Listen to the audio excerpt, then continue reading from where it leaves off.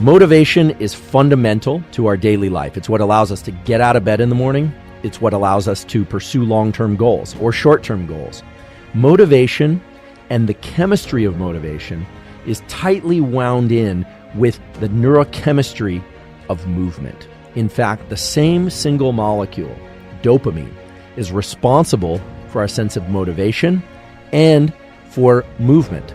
Even though nerves controlling muscles, so again, these are nerves in the spinal cord or brain that move our limbs, the effector chemical there, the one that actually causes the muscles to twitch, to contract, is acetylcholine. In the brain, acetylcholine is responsible for focus. However, whether or not we move, whether or not we want to move, whether or not we have the desire to overcome barriers of, they could be social barriers or financial barriers or time constraints, that depends on this molecule we call dopamine. It's a fascinating molecule, and it lies at the center of so many great things in life, and it lies at the center of so many terrible aspects of life, namely addiction and certain forms of mental disease. So if ever there was a double-edged blade in the world of neuroscience, it's dopamine. There's a fundamental relationship between dopamine released in your brain and your desire to exert effort.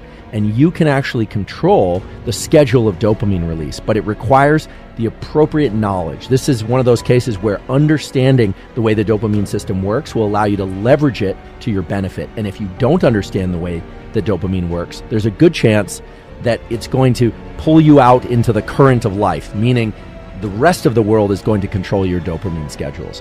Motivation is a two-part process, which is about balancing pleasure and pain. Okay? Most people think about motivation and reward and dopamine as just trying to achieve pleasure. It's fair to say that dopamine is responsible for wanting and for craving, and that's distinctly different from the way that you hear it talked about normally, which is that it's involved in pleasure. So yes, dopamine is released in response to sex. It's released in response to food. It's released in response to a lot of things, but it's mostly released in anticipation and craving for a particular thing. Let's say you're hungry, or you're looking forward to a cup of coffee, or you're going to see your partner.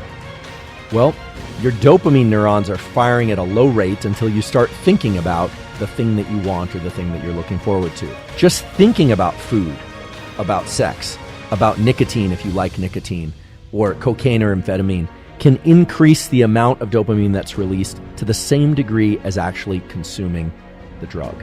Now, it depends. In some cases, for instance, the cocaine user, the addict that wants cocaine, can't just think about cocaine and increase the amount that's released about 1,000-fold. It's actually much lower. But it's just enough to put them on the motivation track for it to crave that particular thing.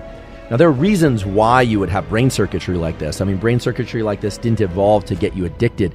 Brain circuitry like this evolved in order to motivate behaviors toward particular goals. Water when you're thirsty, sex in order to reproduce. And nowadays there's a ton of interest in social media and in video games.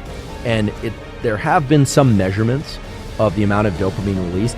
Video games, especially video games that have a very high update speed, where there's novel territory all the time, novelty is a big stimulus of dopamine. Those can release dopamine somewhere between nicotine and cocaine. So very high levels of dopamine release.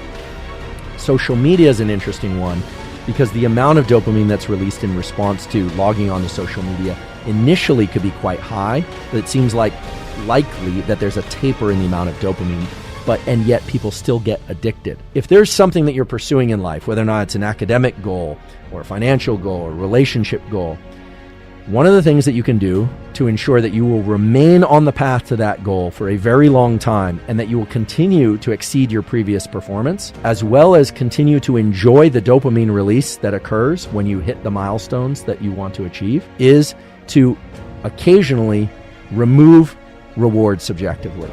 Let's say you set out a goal of I'm going to make this quantitative with respect to finances because it just is an easy description, but this could also be in sport, this could be in school, this could be in music, could be in anything, creative endeavors. But let's say you set out a certain financial goal, or let's say you want to get a certain number of followers on whatever social media platform. As you reach each one of those goals, you should know now that the amount of dopamine is not going to peak, it's actually going to diminish and make you crave more.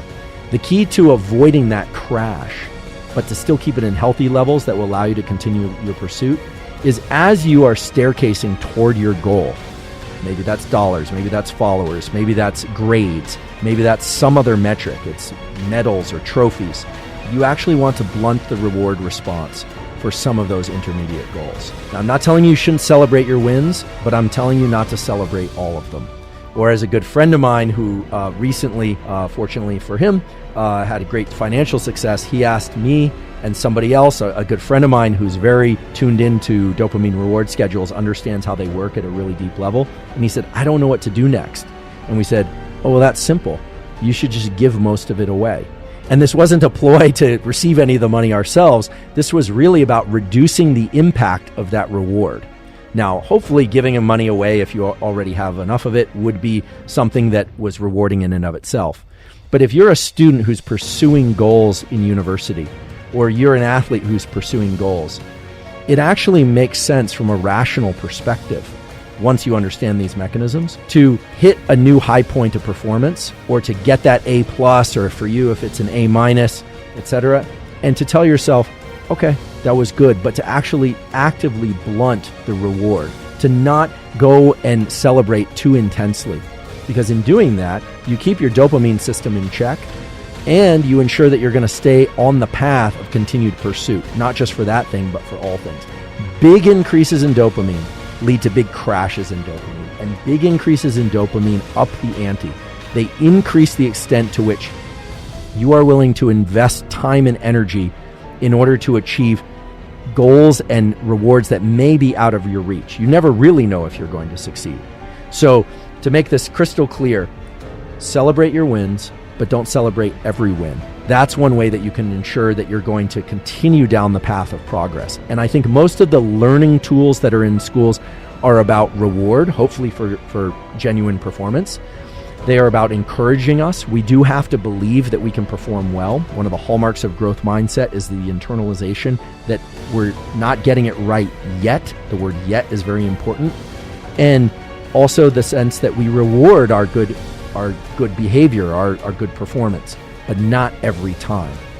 Reward is important. Self-reward is critically important, but make sure that you're not doing it on such a predictable schedule that you burn out these dopamine circuits, or that you undercut your own ability to strive and achieve.